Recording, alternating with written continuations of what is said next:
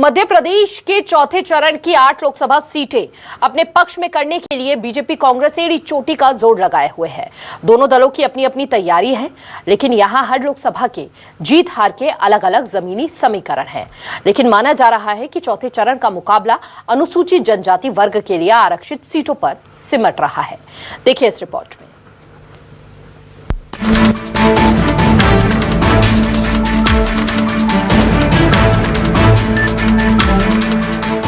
चौथे चरण में निमाड़ और मालवा में होने जा रहे चुनाव के आकर्षण का केंद्र आदिवासी वर्ग के लिए आरक्षित 3 लोकसभा सीट बनी हुई है। मालवांचल की ये सीट है खरगोन, रतलाम और धार लोकसभा।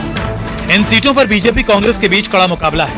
कारण है हाल ही में हुए विधानसभा चुनाव में आदिवासी सीटों पर कांग्रेस का परफॉर्मेंस बेहतर रहना। इसका सबसे बड़ा कारण जय युवा आदिवासी शक्ति संगठन यानी जयस की उपस्थिति रहा। जयस के प्रभाव को कम करने के लिए बीजेपी ने प्रयास तो बहुत किए, लेकिन परिणाम जयस और कांग्रेस के पक्ष में ही रहे।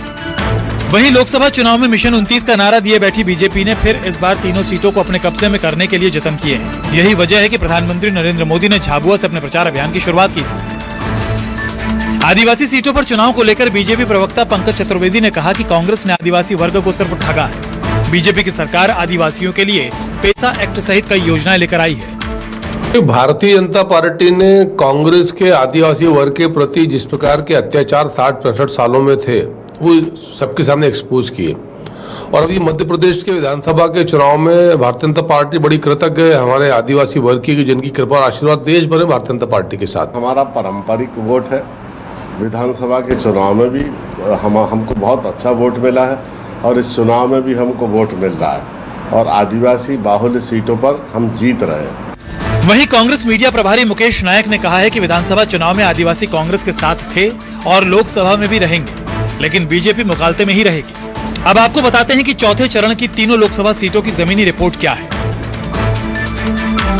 रतलाम झाबुआ लोकसभा सीट। रतलाम झाबुआ संसदीय सीट प्रदेश की सबसे हॉट आदिवासी सीटों में से एक है। इसे छिंदवाड़ा के बाद कांग्रेस की परंपरागत सीट माना जाता है। इस सीट पर आजादी के बाद कांग्रेस को पहली बार साल 2014 में शिकस्त मिली। हालांकि 2015 में हुए उपचुनाव में कांग्रेस ने ये सीट फिर झटक दी। 2019 के लोकसभा चुनाव में जरूर बीजेपी ने यहां से कांग्रेस को शिकस्त दी। मालवांचल में सबसे दिलचस्प मुकाबला रतलाम झाबुआ सीट पर हो रहा है। यहाँ 8 में से 4 पर बीजेपी जबकि 3 पर कांग्रेस का कब्जा है। 8 में से 7 सीटें आदिवासी वर्ग के लिए आरक्षित है। चुनाव की दिलचस्प बात यह है कि क्षेत्र में कांग्रेस का नाम है। यहाँ पर प्रत्याशी कांतिलाल भूरिया है और क्षेत्र में उनका जनाधार भी मजबूत रहा है। बीजेपी ने भूरिया की टक्कर में गुमान सिंह डामोर का टिकट काटकर अनीता चौहान को उतारकर नारी शक्ति के भरोसे नैया पार लगाने की रणनीति बनाई है। खरगोन लोकसभा में कांटे की टक्कर। खरगोन में बीजेपी अपने प्रत्याशियों के खिलाफ नाराजगी को दूर करने में जुटी हुई है, तो कांग्रेस अपना विधानसभा चुनाव का रिकॉर्ड कायम करने के लिए संघर्ष कर रही है।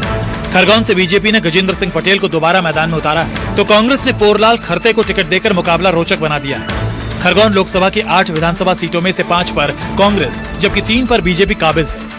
8 में से 5 सीट अनुसूचित जनजाति के लिए आरक्षित है। पिछला लोकसभा चुनाव भी बीजेपी ने जीता था। धार लोकसभा का हाल।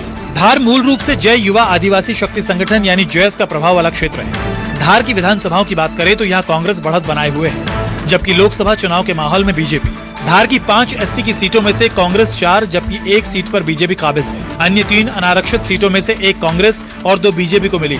बीजेपी ने यहाँ से सांसद छतर सिंह दरबार का टिकट काटकर पूर्व सांसद सावित्री सिंह को प्रत्याशी बनाया है, तो कांग्रेस ने राधेश्याम मुवेल को खड़ा किया है।